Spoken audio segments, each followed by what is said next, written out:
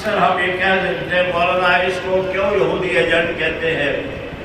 مولانا یہ بات شدت سے فرماتے تھے، لیکن آپ اگر اس وقت کے حالات پر تھوڑی سی نظر ڈالیں اور اس کا تجزیہ کریں کہ دیکھیے انہوں نے جلوس نکالے، پاکستان کا آئین اجازت دیتا ہے جلوس نکالنے کو، اور کہا کہ جلوس نکالنے چاہیے، میرا حق ہے، آپ کا حق ہے، ہر جماعت کا حق ہے. پاکستان کا دستور اجازت دیتا ہے جلوس نکالنے کو.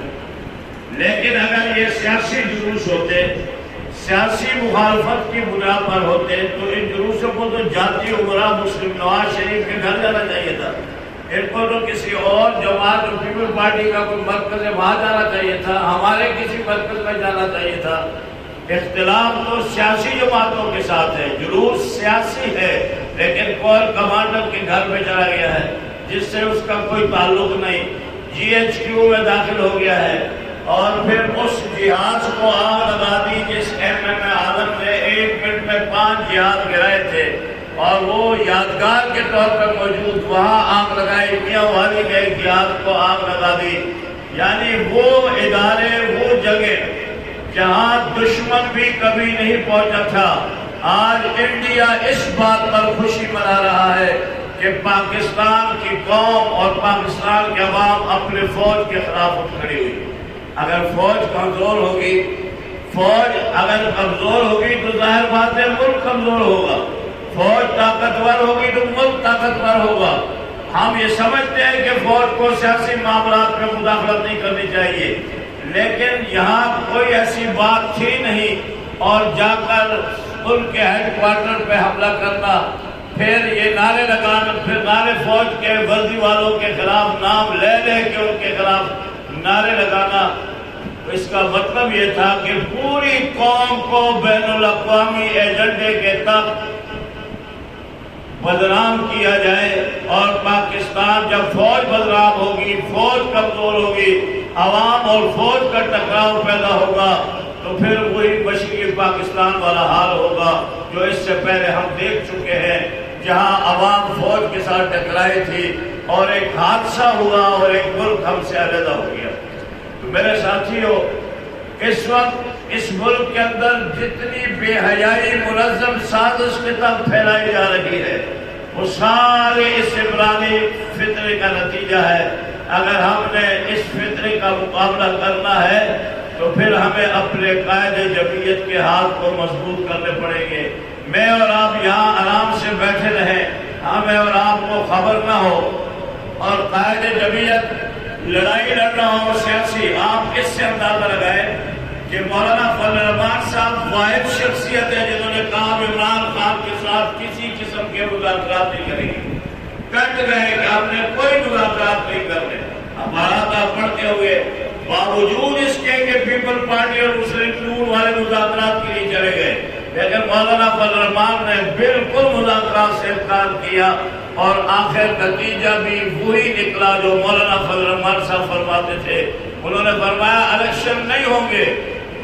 سپریم کورٹ نے زور لگایا، سپریم کورٹ کے جج نے زور لگایا کہ الیکشن 90 دن کے اندر ہو جائے.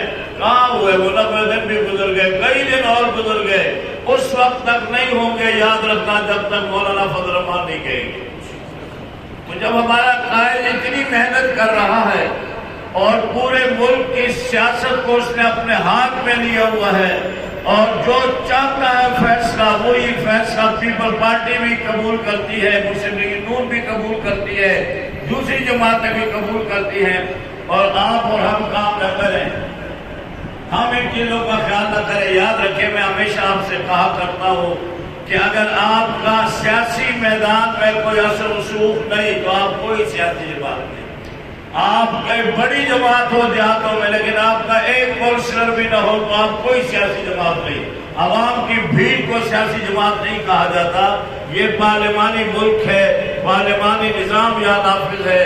یہاں سیاسی جماعت اس جماعت کو تسلیم کیا جاتا ہے جس کے بلدیاتی الیکشن میں بھی ممبران موجود ہو، جس کے تحصیل میں بھی ممبران موجود ہو، ضلع کونسل میں بھی ممبران موجود ہو، صوبائی اسمبلی، قومی اسمبلی اور سینٹ میں بھی ممبران موجود ہو. وہ سیاسی جماعت ہے. کتنا بڑا کراؤڈ کیوں نہ ہو، کتنا بڑا مجمع کیوں نہ ہو، اس کی سیاسی لوگوں کی حیثیت کے سامنے کوئی حیثیت نہیں ہوتی جب تک آپ سیاسی طور پر اپنا مقام نہ بنائیں۔ میں آپ سے یہ گزارش کروں گا، اللہ نے آپ کو نوجوان امیر دیا ہے، قاری عامر فاروق، انتہائی باصلاحیت نوجوان ہے۔ اسی طرح ناظم اعلیٰ حسین احمد صاحب متحرک ساتھی ہیں، ابھی ملتان کے اجلاس میں بھی پہنچے ہوئے تھے، اور الحمدللہ میرے خیال میں ہماری نمائندگی ربیہ خان کی باقی سب سے زیادہ تھی، وہ ہم 8-9 ساتھی وہاں پہنچے ہوئے تھے۔ تو میں یہ آپ سے گزارش کرتا ہوں کہ آپ یہ تہیہ کریں، مہربانی کریں، صوفیانہ مزاج جو ہے نا اس کو چھوڑ دیں، آپ متحرک ہو جائیں، اپنے اجلاس کریں، اجلاس میں کسی ذمہ دار کو بلائیں، کسی مزدور لیڈر کو بلائیں، اپنے اجلاس میں وہاں کاشتکاروں کے کسی نمائندے کو بلائیں، اس کے سامنے اپنا پروگرام رکھیں، اجلاس کی تشہیر کریں تو لوگ آپ کی طرف متوجہ ہوں گے۔ جب آپ کی کوئی سیاسی شخصیت اپنی ہوگی تو آپ اپنے علاقے میں کوئی بات منوانے کی بھی پوزیشن میں ہوں گے، اور جب آپ کی کوئی سیاسی پوزیشن نہیں، ناراض نہ ہونا، ان باتوں سے کوئی خوش نہیں ہوتا کہ آپ ہمارے لیے دعا فرما دیں، نہ ہماری دعاؤں پر ان کو اتنا یقین ہے، ویسے ہی کہہ دیتے ہیں دعا کر لو، ہم دعا کر کے خوش ہو جاتے ہیں، دعاؤں سے کام نہیں ہوتا، اس کے لیے مجاہدانہ طریقے سے محنت کرنی پڑے گی۔ اگر سیاسی جماعت میں کام کرنا ہے تو پھر خوب محنت کے ساتھ کام کریں، ثابت کریں کہ آپ سیاسی کارکن ہیں۔ ایک سیاسی کارکن پورے معاشرے پہ حاوی ہوتا ہے، اور میں نے شاید پہلے بھی ایک دفعہ مثال عرض کی تھی کہ مختصراً عرض کرتا ہوں، حضرت عمر رضی اللہ تعالیٰ عنہ حضور علیہ السلام کے قتل کے ارادے سے جا رہے تھے، تلوار ہاتھ میں تھی، جا رہے ہیں قتل کے ارادے سے، راستے میں ایک کارکن ملتا ہے نبی علیہ السلام کا، ایک سیاسی جماعت، ان کی جو جماعت تھی اس کا کارکن ملتا ہے، حالت دیکھتا ہے کہ عمر تو غصے میں جا رہا ہے، کچھ نہ کچھ ہونے والا ہے، پوچھتا ہے عمر کہاں جا رہے ہو؟ کہا رسول اللہ کے سب کو شہید کرنے کے لیے۔ فرمایا پہلے اپنے گھر کی خبر لو، آپ کی بہن اور بہنوئی مسلمان ہو گئے ہیں۔ اب اس ایک کارکن نے اپنی اس صلاحیت کو بروئے کار لایا اور اس آدمی کا ارادہ جو قتل کے لیے سے جا رہا تھا تبدیل کر کے اس کو دوسری طرف بھیج دیا۔ یہ ہوتا ہے سیاسی کارکن جو موقع پہ بات کرتا ہے۔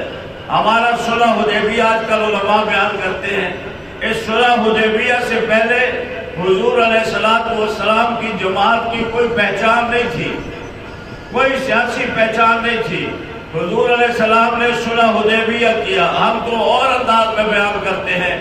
آپ اس صلح میں دیکھیں کہ ساری باتیں دشمن کی مانی گئی، کیوں؟ اس لیے کہ حضور علیہ السلام سے بڑا تو سیاستدان کوئی ہو سکتا۔ حضور کو پتہ تھا کہ ابھی عرب میں ہماری سیاسی حیثیت کوئی نہیں ہے، یہ پہلے مذاکرات ہیں، جب ہم مذاکرات میں بیٹھیں گے دو فریق سامنے آئیں گے، دنیا کو پتہ چلے گا ایک فریق مشرکین مکہ کا ہے اور ایک رسول اللہ صلی اللہ علیہ وسلم کا۔ تو یہ پہلی دفعہ بظاہر وہ صلح حدیبیہ شکست تسلیم معلوم ہو رہی تھی، لیکن اللہ نے اس کی وجہ سے دی کہ پورے عرب میں، پورے علاقے میں یہ ایک جماعت سیاسی مشہور ہو گئی۔ تو ہمیں بھی تو اپنے سیاسی فیصلے کرنے چاہیے، صرف بیٹھ کر دعا کر لی، دعا میں بڑی برکتیں، ناراض نہ ہو جانا، لیکن دعا سے سیاسی کام نہیں ہوتا، سیاسی کام کے لیے متحرک ہونا پڑتا ہے۔ اللہ تعالیٰ مجھے بھی، آپ حضرات کو بھی اپنے اکابر کی اس جماعت کے ساتھ خلوص اور محبت سے، شیخ الہند کی اس جماعت کے ساتھ ہمیں محبت سے کام کرنے کی توفیق عطا فرمائے۔ وآخر دعوانا الحمدللہ رب العالمین۔ مقصد دعا فرمائے۔